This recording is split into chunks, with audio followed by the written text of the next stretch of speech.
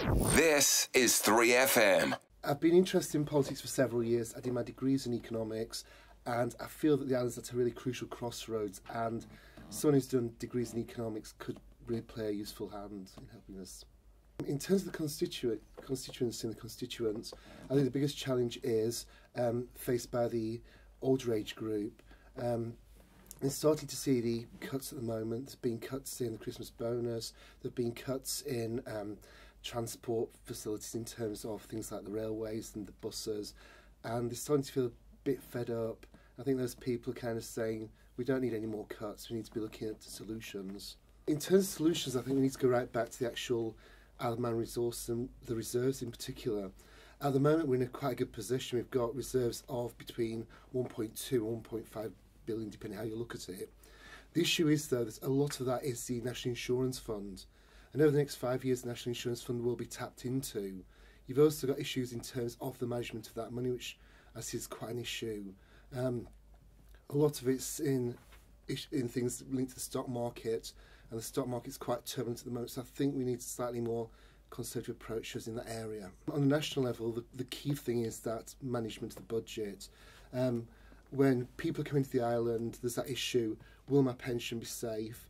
We've cut the link with the UK, so it's going to be a Manx pension pot.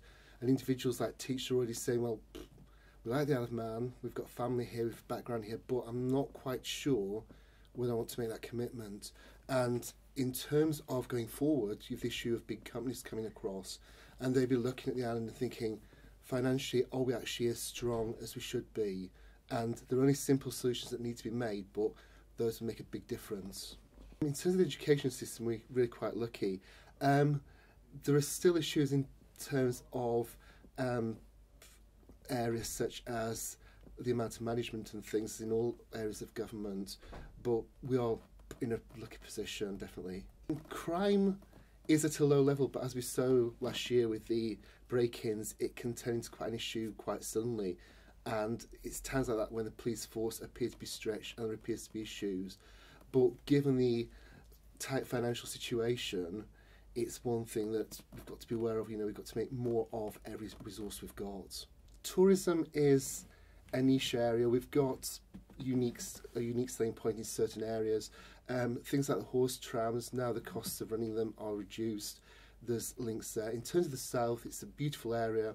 We've got Castle Rushen, we've got an amazing natural environment. People are starting to look at those niche holidays, those activity holidays, so definitely there's possibilities. I'm really concerned in terms of the huge cost that's being spent on consultation. We've got a proposal now that's going forward that would involve spending £20 million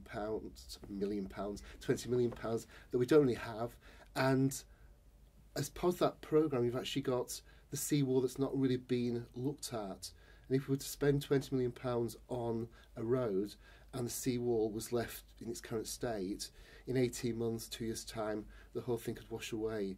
So I think if you actually spend that level of money, we need to look further out into the future and include a seawall development as well. I think the first thing that we need to do is go back to the budget situation. We need to make sure we've actually got strong reserves. We aren't dipping into those reserves. We're actually building reserves so people think this is a safe environment. We can do business here. We can live here safely. We can have our pension pots here. We can have a really good time. In terms of attractions already, we've got a good stable government. We've got an amazing natural environment. We've got companies here that are world leaders. We've got internet access, which is some of the best in the world. We're really at the forefront in many areas, and I think a lot of companies will want to come here.